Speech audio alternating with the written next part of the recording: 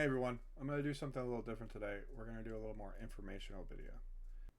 I wanted to call these Jordan's Yap sessions, and really for at least these first few, I wanted to talk about what you should do rather than what I'm doing. And those are kind of going to be very similar, but I've been doing this for a little while now and I've kind of figured out what works for me. So I want to expand that and kind of help the beginners out there or people who are just trying to learn some ideas that they can try out and get this thing started. So for these, today specifically, I'm going to be going over push day and push movements, which is your chest, triceps, and shoulder movements. Anything that involves a pushing motion. So let's just start off with your exercise selection. So for these, you really want to pick for your first movement having a big meat and potatoes movement. That involves your bench press, your incline bench, dumbbell press, and you really want to hit these hard. You want to try to put all the effort as you can into these movements. Warm up as much as you need, and then just go hard for the 2 or 3 sets that you're doing. I recommend doing 3 sets on these if you're a beginner. Yeah, I also recommend trying to get a spotter for these because it can be scary to have a lot of weight over you and no one's there to pick it up because it'll crush you. But I'll be giving a lot of movements here that I think are really necessary. Just keep doing the basics. I don't think you need to do anything advanced. If you do find something that you think is cool or think is fun or feels good, by all means do it, but just do it hard. That is the key thing here. So for this movement, I've done a rest pause.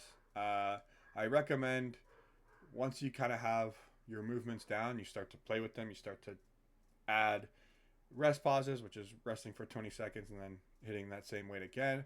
Adding drop sets, so pulling some weight off and then hitting it again.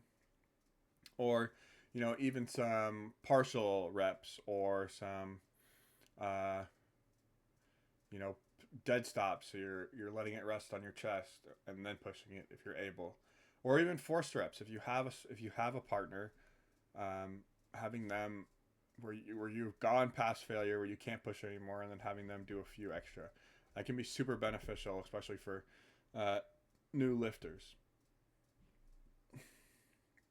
So, what I see a lot of people do when it comes to exercise selection is they'll tend to put their smaller movements first, like their triceps and their lateral raises. And I think for beginners, you should really be focusing on putting your biggest movements first because these are going to fatigue first. I understand the thought process. If I destroy my triceps first and then I do bench press, then I'm really just working my chest. But you want to have the whole compound movement because imagine if you do it the other way. If you work your bench press and you're working your chest and your triceps, now you get the triceps and you're doing less. There is a balance there. You do an isolation movement, and then you go to your big compound movement, and that'll lower some of the weight to keep you safe. But when you're starting out, I would really just start out going biggest to smallest, macro to micro. So start picking your biggest movements. So after your meat and potatoes movement, and move on to some sort of machine that you don't have to externally brace as much, where you can allow the machine to brace for you. So here I'm using this hammer strength incline machine. You could also do a flat chest press, a decline chest press. I would try to stay away from decline ones, but if you feel like it works for you, go for it.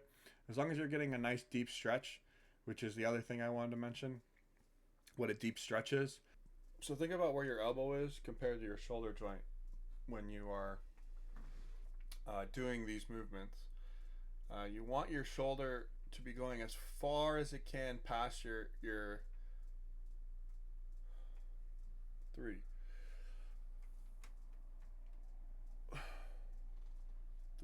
2, 1. So think about where your elbow is compared to your shoulder. You want your elbow to be going as far as it can past your shoulder. This will cause once you get down there, you'll feel your shoulder blades come together, and that's just how deep you want to go. If you're only going parallel, you should be able to feel that. You don't want to focus on where your hands are, but you want to focus on where your elbow is compared to your shoulder. Once it goes past your shoulder, you will feel the stretch, and you will feel the shoulder blades come together. It's really on any push movement or any pull movement, but we're only talking about push movements here, is really thinking about where that uh, elbow is riding to. You don't want to force any stretches that you don't have the mobility for, but getting a good stretch in compound movements will be the difference between just training your triceps to training your chest and triceps. The other major thing is, if you notice on these, I'm sticking my chest out as much as I can. This is one cue. I know a lot of people say just arch. I don't like that cue. I rather prefer the just stick your chest out and then shoulders down and back. So you can almost feel like your scapula is coming together, your shoulder blades. And doing this and doing any of these movements will really focus on your chest. So I got here a dip machine. So following your two big push movements, your incline, your meat and potatoes movement, and then a follow-on movement, I would move towards a dip machine, a pec deck, or a cable crossover. Something that doesn't really involve the traditional pushing straight forward, because you already did that twice, but still works the chest. So if you're not doing dips, I would really try to do pec deck or flies, because those will do wonders. And then after that, your chest should be pretty destroyed, should be pretty fatigued. If you can still do a push-up, probably not doing doing enough. So from there, since it's a push day, I like to work some of my delts as well. So I try to move towards lateral raises. And there, just 3 sets. You go crazy with them. I feel like that's what helped me get my big shoulders. But I feel like you should just go crazy if you can. Once you figure it out, start to add drop sets, start to add partials, start to add, cheating reps. With these, it's pretty safe to cheat on these reps. And then after that, I would always, you could throw it in before the lateral raises or after, but I would like to do a shoulder press just to get one more compound movement in, as well as work the front delts. And then finally, from biggest to smallest, we have our tricep pushdowns. Now with these, I think you can use any kind of cable attachment you want. As long as it is a fixed sort of thing, meaning your left arm and your right arm are pushing the same way, which means I do not think you should be using the rope. I know it feels amazing, but the way you grow as a bodybuilder, and as really the best way to grow, is not through pumps, because we could just sit there and do curls with bands every day, and that doesn't work. With a fixed bar that you can grab really nice, because I know there's some that are really weird, or a fixed V-grip or whatever, you can really load that up and really work your triceps.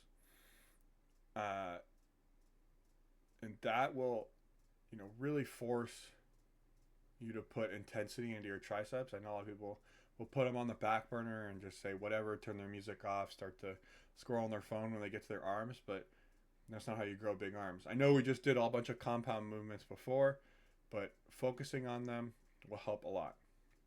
The other thing is the stretch for these.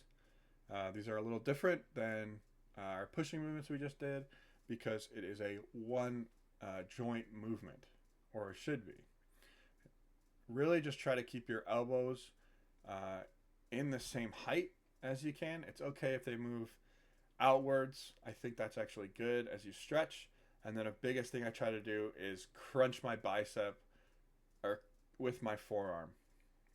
That'll allow for the tricep to stretch all the way and get the total stretch. If you don't go below 90 degrees, making that if you don't go below that L that you can make with your arm, you know, it's really going to put a lot of pressure on your elbows, and I feel like that leads to elbow problems. But overall, I hope this helped. Leave some questions in the comments if you have any, and let me know if you enjoyed this. I'll put out some more for the other days and some other tips. But that's all I got. See you.